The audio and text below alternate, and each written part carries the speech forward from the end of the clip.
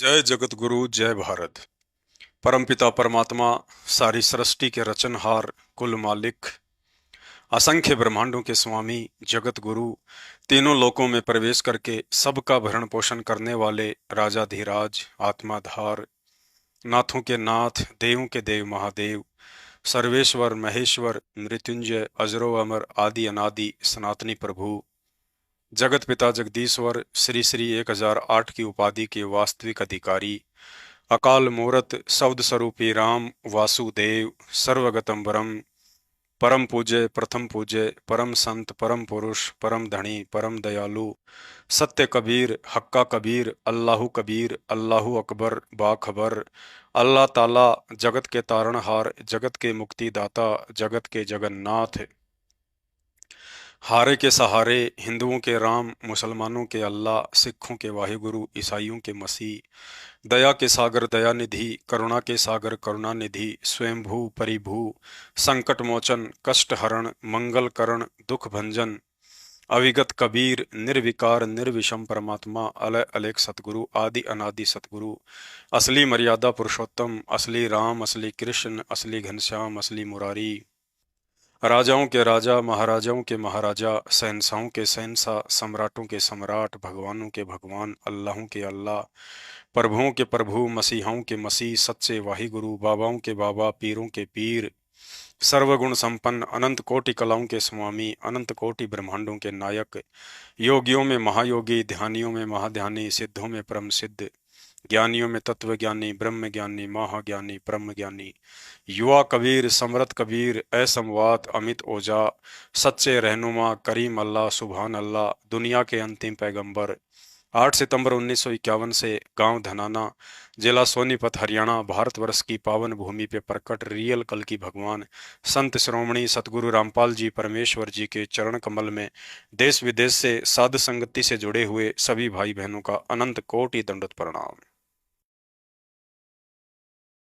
शंका। उपदेश प्राप्त करने के बाद अनजाने या मजबूरी में कोई मर्यादा खंड हो जाती है तो क्या करें? परम पूज्य सतगुरु रामपाल जी भगवान कहते हैं, लोक लाज मर्याद जगत की तिणके ज्यों तोड़ बगावे, जब कोई राम भगत गति पावे। भक्ति को सफल करके पूर्ण मोक्ष प्राप्ति के लिए भगत का मर्यादा में रहना अति आवश्यक है। उपदेश लेने के बाद जानबूझकर मर्यादा खंडित नहीं करनी है। यदि अनजाने या अज्ञानता में कोई नियम खंड हो भी जाता है तो ऐसी स्थिति में परमात्मा भगत पर विशेष आपत्ति नहीं आने देता है। लेकिन जैसे ही गलती का एहसास हो जाए तो गुरुदेव को दंडवत प्रणाम करके उस अनजाने की गलती की भी क्षमा याचना अवश्य करनी चाहिए। उदाहरण के लिए गुरुदेव भगवान ने बताया कि एक माँ अपने बेटे को आश्रम में लेकर आई और कहा कि गुरुजी, इसका नाम खंड हो गया है। गुरुदेव भगवान ने कारण पूछा तो लड़के की माँ ने बताया कि यह लड़का दोस्त की शादी में गया हुआ था, वहां इसको धोखे से किसी ने पेप्सी में बियर डालकर पिला दी। तो गुरुदेव भगवान ने बताया कि इस तरह धोखे या छल बल से कोई चीटिंग करता है तो मर्यादा खंडित नहीं होती है, क्योंकि वह कर्म आपने जानबूझकर नहीं किया। इसलिए ऐसी स्थिति में नाम भी खंड नहीं होता है, लेकिन आगे से ऐसे व्यक्तियों की कुसंगति से बचकर रहना चाहिए। दूसरा, यदि जानबूझकर कोई नियम खंड किया जाएगा तो कमजोर संस्कार आने पर उसकी सजा अवश्य भगत को भुगतनी पड़ती है। तीसरा, यदि दबाव में या मजबूरी में कोई मर्यादा खंडित होती है तो गुरुदेव भगवान ने बताया कि सजा तो उसकी भी भुगतनी पड़ेगी, लेकिन मजबूरी में मर्यादा तोड़ने के कारण यदि भगत के संस्कार में मौत आनी होगी तो आपका कोई अंग भंग ही होकर रह जाएगा। अर्थात परमात्मा उस संस्कार को मौत के बदले शरीर के किसी अंग को कटवाकर ही पूरा करवा देगा तथा भक्ति के लिए भगत का जीवन शेष बचा रहेगा। संत शरण में आने से आई टले बला, जय मस्तक में सूली हो व कांटे में टल जा।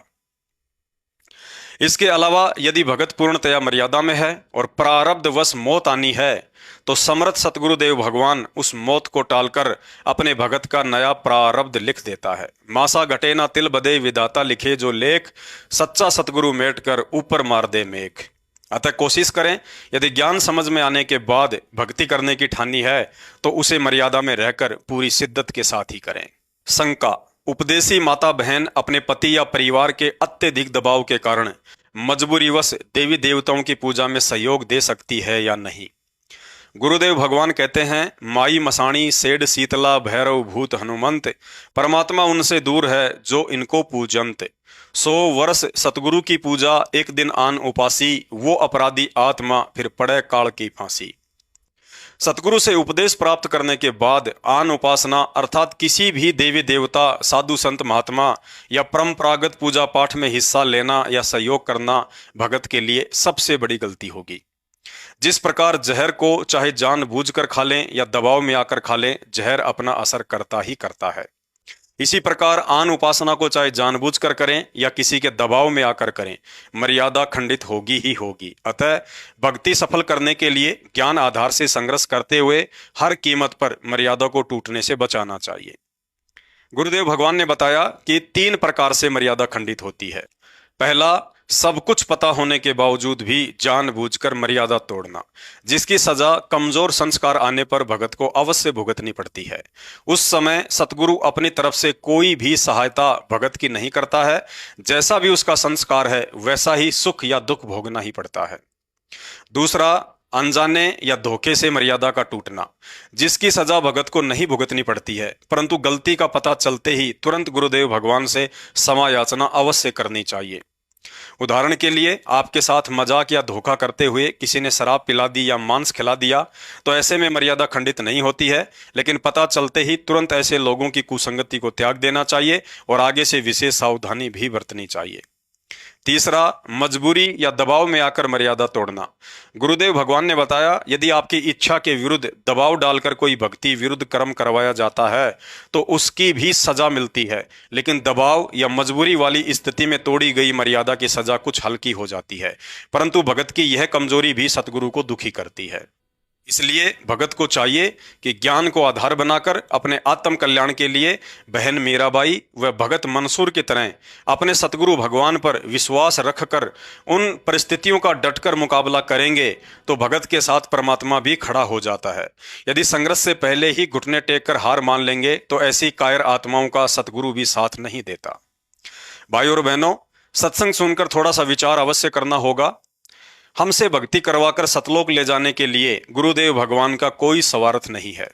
कोई ये सोचे कि सतलोक में परमात्मा ने बहुत बड़ी कोई फैक्ट्री खोल रखी होगी और वहां की लेबर ने हड़ताल कर रखी होगी, इसलिए परमात्मा हमसे मजदूरी करवाने के लिए यहां से लेकर जाना चाहते हैं। ऐसा बिल्कुल भी नहीं है। ये तो हम नीच आत्माओं का कोई पुरबला भाग्य उदय हुआ है, जो सतलोक के राजा सतगुरु रामपाल जी भगवान हम पर प्रसन्न होकर समस्त गलतियों को नजरअंदाज करके इस नरक से बाहर निकालने के लिए स्वयं ही चलकर आए हैं। अन्यथा स्वयं परमात्मा की वाणी है, शीश उपाड़े भूमि धरे और ऊपर राखे पांव, कबीर का घर शिखर में तेरी गरज पड़े तो आओ। अर्थात उस दुर्लभ लोक सतलोक में जाने के लिए तो यदि करोड़ों बार हाथों से अपना शीश काटकर भी सतगुरु के चरणों में भेंट चढ़ाओ तो भी उन्हें प्रसन्न नहीं किया जा सकता है। लेकिन आज हमारी सोच से भी परे इतने सस्ते में भगवान प्रसन्न होकर सतलोक से चलकर और उल्टा स्वयं ही सतलोक चलने के लिए हमसे प्रार्थना कर रहा है। भाइयों और बहनों, ये कोई योग या संयोग नहीं बल्कि अति दुर्लभ से दुर्लभ महायोग है, जिसे सतगुरु ने स्वयं ही पैदा किया है। अन्यथा जो भयंकर गलतियां करके परमात्मा की नजरों से नीचे गिरकर काल के साथ साथ इस 21 ब्रह्मांड रूपी जेल में गिरकर युगों युगों से हम महाकष्ट भोग रहे हैं, उन गलतियों की क्षमा याचना यहाँ हमारी किसी भी क्रिया से संभव नहीं है। अर्थात आज परमात्मा का मिल जाना हमारी कोई समझदारी या योग्यता नहीं, बल्कि यह तो उनकी स्वयं की ही कोई मौज है। और यदि उनकी इस मौज का आज हमने पूरी शिद्दत के साथ फायदा नहीं उठाया तो हमसे बड़ा निर्भागी प्राणी जहान में कोई दूसरा नहीं होगा। फिर तो महावीर स्वामी की तरह करोड़ों करोड़ों जन्म गधे, कुत्ते, सुअर, बिल्ली, हाथी और फिर नरक महानरक का कष्ट अलग, अर्थात एक बार 84 में जाने के बाद ना तो हम किसी की बात समझने के लायक रहेंगे और ना ही कोई समझाने के लायक होगा। परमात्मा कहते हैं, समझा है तो सिर धर पांव, बहुर नहीं रे ऐसा दाव। तोड़ डालो सारे बंधन, काहे की मजबूरी और काहे का दबाव। अगर जरा सी भी हिम्मत करके ज्ञान आधार से पति, पिता, सास, ससुर, समाज का सामना करेंगे तो गुरुदेव कहते हैं, जैतू चाले एक कदम मैं चालूं कदम 60, जैतू हो जा काठ का तो मैं बन जाऊं लोहे की लाठ। कहने का मतलब है फिर हिम्मत करने वाले भगत से परमात्मा बिल्कुल भी दूर नहीं है। ज्यादा से ज्यादा काल हमें माता पिता, पति या सास ससुर के माध्यम से डराएगा कि हमारी बात नहीं मानी और ये भक्ति नहीं छोड़ी तो जायदाद में हिस्सा नहीं मिलेगा, मकान में हिस्सा नहीं मिलेगा, जा निकल जा मेरे घर से, देखता हूं तेरा बाबा रामपाल क्या करता है तेरे लिए। अगर उस परीक्षा के समय में दृढ़ होकर भगत या भगतमती उन काल प्रेरित लोगों से हार नहीं मानता है और यही कहता है कि भाई घर छूटो या जग रूठो, चाहे रूठो ये संसारा हो, कौन सुनेगा फिर मेरी काल नगर में जब गुरु रूठ गया मेरा हो। फिर देखना बाबा रामपाल के कमाल, अपनी ऐसी दृढ़ आत्माओं की वो ऐसी व्यवस्था कर देगा कि यहाँ का राजा भी अपने रिश्तेदार की नहीं कर सकता। गुरुदेव कहते हैं, कबीर कहे मेरे भगत को दुख ना दीजियो कोई, मेरा भगत दुखी तो मैं दुखी, मेरा आपा भी दुखी होए। हम ही हिरणाकुश का पेट फाड़ा, हम ही मारा कंस, जय कोई सतावे मेरे भगत को तो उसका खोद्यूं वंश। भाई और बहनों, परमात्मा आज भी वही है, उतना ही समर्थ और शक्तिशाली है जितना कि सतयुग, त्रेता और द्वापर में था। भगवान तो इंतजार कर रहा है कि मैं फिर से वही सब लीलाएं करूं, लेकिन उन सब लीलाओं को दोहराने के लिए आज भगवान को प्रहलाद जैसा दृढ़ विश्वासी कोई भगत नहीं मिल रहा है। उन सब लीलाओं को दोहराने के लिए भगवान को मीराबाई जैसा संघर्ष करने वाली कोई बहन बेटी दिखाई नहीं दे रही है। उन सब लीलाओं को दोहराने के लिए भगवान को नरसी और इब्राहिम सुल्तान जैसा कोई त्यागी और वैरागी भगत दिखाई नहीं दे रहा है। उन सभी लीलाओं को दोहराने के लिए भगवान को सम्मन और मंसूर जैसा सतगुरु पर कुर्बान हो जाने वाला भगत दिखाई नहीं दे रहा है। भाई और बहनों, अभी मौका है मर्यादाओं में रहकर भक्ति करते हुए अपने सतगुरु के चरणों में विशेष जगह और उनके हृदय रूपी प्रेम समुद्र में जी भर भर कर गोते खाने के लिए। और यह उसी समय संभव है जब हम संसार से पूरी तरह आंखें बंद करके अपने सतगुरुदेव भगवान पर तन मन धन समर्पित करके मन कर्म वचन से न्योछावर हो जाएं कि मेरे साथ जो भी होगा उसे सतगुरु अपने आप देख लेगा, बस मुझे तो वो देखना है जो मेरे सतगुरु ने मुझे दिखाया है। शंका, नाम उपदेश लेने के बाद शादी समारोह, जन्मदिन, विदाई समारोह, धार्मिक अनुष्ठान या किसी भी अवसर पर गिफ्ट का लेन देन या अपना सम्मान करवाना, फूल माला देकर दूसरे का सम्मान करना, ये सब कर सकते हैं या नहीं? सतगुरु से नाम उपदेश लेने के बाद गहनता से सत्संग सुनकर भगत को बहुत सी बातों का ध्यान रखना होता है, अन्यथा जानकारी के अभाव में मर्यादा टूटने की संभावना बनी रहती है। पूज्य गुरुदेव जी ने बताया कि भक्ति मार्ग में आने के बाद हमने शादी समारोह में जाने से बचना चाहिए, क्योंकि वहां पर होने वाले समस्त क्रियाक्रम भक्ति के विरुद्ध ही होते हैं। ज्ञानी भगत तो ऐसे सांसारिक भक्ति विरुद्ध समारोह में जाएगा नहीं, और नादान भगत यदि जाएगा तो निश्चित ही अपनी मर्यादा खंडित करवा कर ही आएगा। परमात्मा कहते हैं, बिना विचारे जो करे पाछे वो पछताए, काम बिगाड़े आपना और जग में होत हंसाए। अर्थात अपनी भक्ति का भी नाश कर बैठता है और जगत में भी हंसी का पात्र बन जाता है। क्योंकि शादी या किसी समारोह में यदि लोक लाज में आकर हम चले भी जाते हैं और वहां पर उन सांसारिक रिश्तेदारों के अनुसार कोई भी क्रिया नहीं करते हैं तो उनकी हंसी मजाक का ही पात्र बनेंगे। विज्ञानहीन व्यक्ति उल्टी सीधी 10 बातें आपके विषय में और 10 बातें गुरुदेव भगवान के विषय में बोलकर आपको भी शर्मिंदा करेंगे और संतों की निंदा करके अपने भी कर्म बिगाड़ेंगे। इसलिए परमात्मा कहते हैं, कबीरा तहां जाइए रह संतन की प्रीत, इष्ट मिले और मन मिले, मिले सकल रस रीत। अर्थात सतगुरु भगत को हमेशा आध्यात्मिक विचारों वाले अपने ही भगत भाई बहनों की संगति करनी चाहिए ताकि भक्ति भाव बना रहे। गुरुदेव भगवान कहते हैं, दुनिया से ती दोस्ती पड़े भजन में भंग, एका एकी राम से या साधु के संग। अर्थात यदि भगत होकर आप जगत वालों के साथ ज्यादा मेल मिलाप या उठना बैठना रखते हैं तो अवश्य एक ना एक दिन उनकी बातों से आपकी भक्ति व विचारों में भंग पड़ना शुरू हो जाएगा। कहते हैं, मूर्ख की प्रीत बुरी, जुए की जीत बुरी, बुरे संग बैठ बुरा लागे ही लागे, काजल की कोठरी में कैसा भी यत्न करो, काजल का दाग भाई लागे ही लागे। इसलिए सतगुरु आदेश व ज्ञान आधार अनुसार एक भगत को ज्यादा से ज्यादा समय परमात्मा की भक्ति साधना में या भगत भाई बहनों से संपर्क में रहकर ही बिताना चाहिए। इसके अलावा किसी भी शादी विवाह, त्योहार या सामाजिक अवसर पर गिफ्ट आदि का लेन देन नहीं करना चाहिए। ऐसा करने से हमारे ऊपर एक दूसरे का भार चढ़ता है और मर्यादा भी टूटती है। इन व्यर्थ के सांसारिक चौचलों व आपसी लेन देन के कारण ही ये काल हमें ऋण संबंधों में बांध कर रखता है। जगत को ज्ञान नहीं है, इसलिए उन्होंने इस तरह के सामाजिक समारोह अपने मनोरंजन, मान सम्मान व दिखावे के लिए बना रखे हैं। लेकिन हमें ज्ञान हो गया है कि इस तरह के भक्ति विरुद्ध समारोह भक्ति का नहीं बल्कि बकवाद का हिस्सा है, जहां जाने से व सहयोग करने से हमारी मर्यादा टूटती ही टूटती है। जिस प्रकार डायबिटीज के मरीज को मिठाई से दूर रहने में ही फायदा है, वरना किसी के जबरदस्ती करने या ज्यादा ही प्रार्थना करने से मिठाई खा ली तो मौत भी हो सकती है।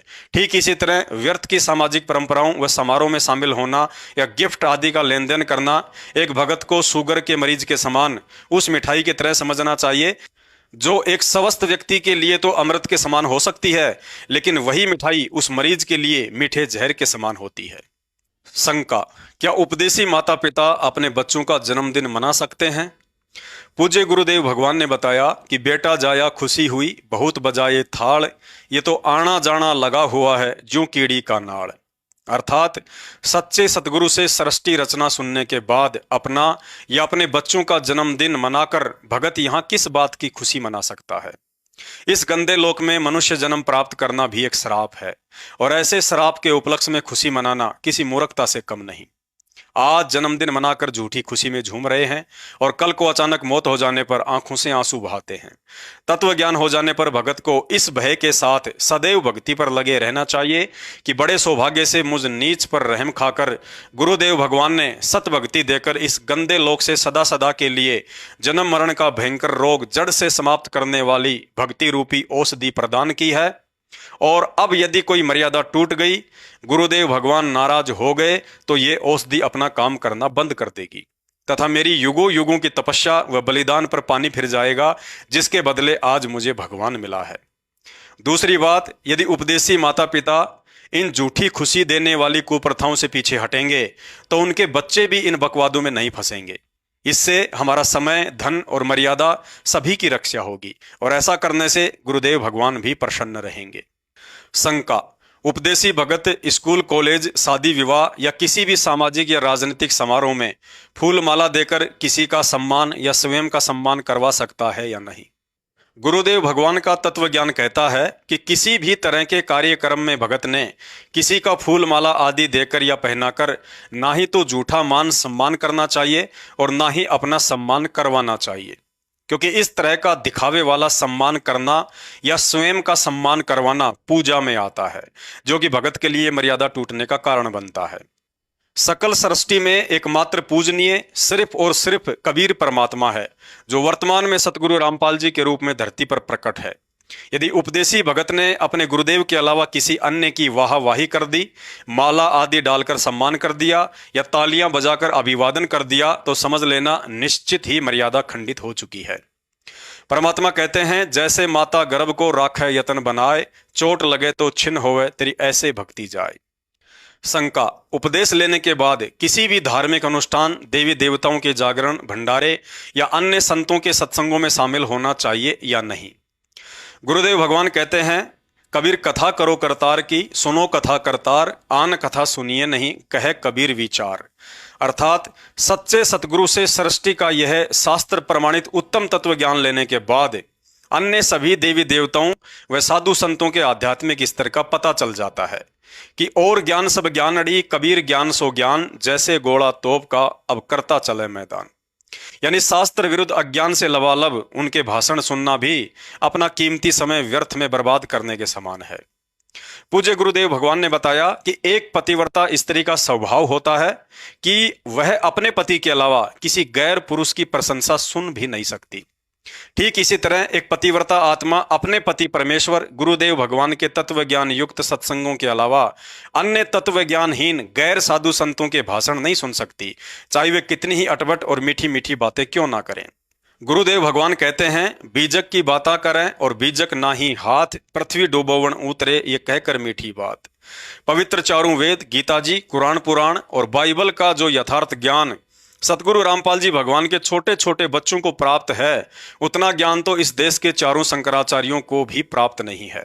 फिर अन्य छोटे मोटे रामकृष्ण और भागवत की कथा कहने वाले स्वयंभू संतों और मंडलेश्वरों की तो औकात ही क्या है। इसलिए हर स्थिति में ज्ञानी भगत को ज्ञान आधार बनाकर अपनी भक्ति मर्यादाओं को बचाना है। भाई और बहनों, वर्तमान समय भक्ति युग का समय है। परमात्मा स्वयं धरती पर प्रकट हैं और उनके सामने सभी संत महात्माओं की सिद्धि विद्धि काम करना बंद कर दिया करती है। जैसे सूर्य के सामने चांद सितारों की रोशनी फीकी पड़ जाया करती है, परंतु फिर भी काल प्रेरणा से या गुरुदेव भगवान के द्वारा हमारी परीक्षा के मकसद से यदि काल के साधु संतों द्वारा कोई भी चमत्कार या सिद्धि विद्धि देखने को मिल जाए या सोशल मीडिया पर ऐसे कोई वीडियो वायरल होने लग जाएं जिसमें वह व्यक्ति मुर्दे को भी जिंदा कर देता है, किसी लूले लंगड़े को अपनी वचन शक्ति से ठीक कर देता है, किसी रोगी को स्वस्थ कर देता है, जमीन से 2-2.5 फुट ऊपर बैठकर तपस्या करने लगता है, नदी या तालाब के जल पर चलने लगता है, 2-4 दिन की साधना से आसमान से बारिश करवा देता है, अचानक से सैकड़ों व्यक्तियों के बीच से अंतर्ध्यान हो जाता है, आपकी जेब में या घर में किस जगह क्या सामान रखा है ये बता देता है, आपके रिश्तेदारों के नाम बता देता है, आपके मन की बात अर्थात मन में उठने वाले विचारों को बता देता है। तो इन छोटे मोटे काल चमत्कारों को देखकर भी ज्ञान आधार से हमने अपने मन में रत्ती भर भी शंका या दोष पैदा नहीं करना है और ना ही उन काल पुजारियों पर आसक्त होना है। काल पुजारियों को तो छोड़ो, खुद इस काल के पास भी इतनी सिद्धियां नहीं है जितनी सिद्धियां मात्र सतनाम के 2-4 वर्ष के सुमरण से आप और हम भक्तों में आ चुकी हैं। परंतु परमात्मा हमें एहसास नहीं होने देता है और ना ही उन सिद्धियों को प्रयोग करने की इजाजत और विधि बताता है, अन्यथा हमारा सतलोक प्राप्ति का कार्य अधूरा ही रह जाएगा।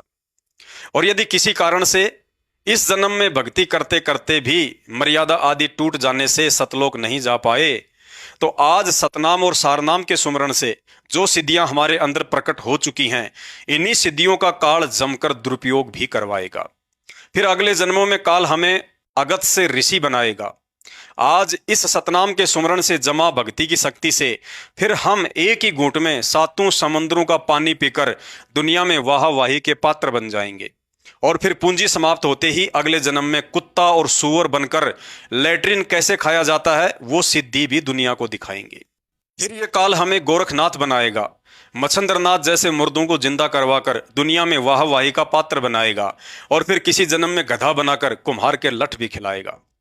फिर ये काल हमें चुनक ऋषि, दुर्वासा ऋषि, वशिष्ठ ऋषि और कपिल ऋषि भी बनाएगा, हमारे से अनगणित पाप करवाएगा। फिर अगले जन्मों में उन पाप कर्मों की सजा कुत्ता बनाकर सिर में कीड़े डालकर महाकष्ट भी भुगताएगा। हम ही आत्माओं को 33 करोड़ देवी देवता, ब्रह्मा विष्णु महेश और धरती पर 24 अवतार बनाकर बंदर वाला डांस करवाएगा। कभी रावण से युद्ध करवाएगा तो कभी कंस के साथ झगड़ा करवाएगा। ना चैन से जीने देगा, ना ही आसानी से मरने देगा। नदी में डुबोकर त्रेता में मारेगा और जहरीला तीर मरवाकर द्वापर में मारेगा। इसलिए भाई बहनों, सतगुरुदेव भगवान से इतना स्पष्ट और अनमोल तत्व ज्ञान लेने के बाद अब हमने दुनिया की सिद्धि विद्धि और चमत्कारों की ओर से आंखें बंद करके अपने गुरुदेव भगवान द्वारा बताई गई सहज भक्ति साधना को उनके बताए अनुसार मर्यादाओं में रहकर मन में रति भर भी दोष पैदा किए बिना आजीवन करते ही रहना है। समय आने पर यदि हमारे ऊपर कोई आपत्ति आनी होगी तो हमारा गुरु भगवान हमारी रक्षा के लिए ऐसी ऐसी सिद्धियों का प्रयोग करेगा जिन सिद्धियों की प्राप्ति के लिए काल भी तरसता है। इसलिए परमात्मा कहते हैं, कल पे कारण कौन है, तू कर सेवा निष्काम, मन इच्छा फल देऊंगा जब पड़ेगा गुरु से काम। अर्थात जब बॉडीगार्ड अपने हथियार के साथ मंत्री जी के साथ साथ चलता है तो मंत्री जी को हथियार रखने की जरूरत नहीं पड़ती है। समय आने पर बॉडीगार्ड सब कुछ संभाल लेता है। ठीक इसी प्रकार सृष्टि का सबसे बड़ा शक्तिशाली बॉडीगार्ड, करोड़ों अरबों सिद्धियों का स्वामी कबीर परमात्मा सतगुरु रामपाल जी भगवान जब पल पल हम भक्तों के साथ साईं की तरह रहता है तो ऐसे समर्थ भगवान के भक्तों को सिद्धि की नहीं बल्कि साधना की चिंता होनी चाहिए कि अब की बार भक्ति साधना में किसी भी तरह की कोई चूक ना बन जाए, अन्यथा हमारा बना बनाया काम बिगड़ जाएगा।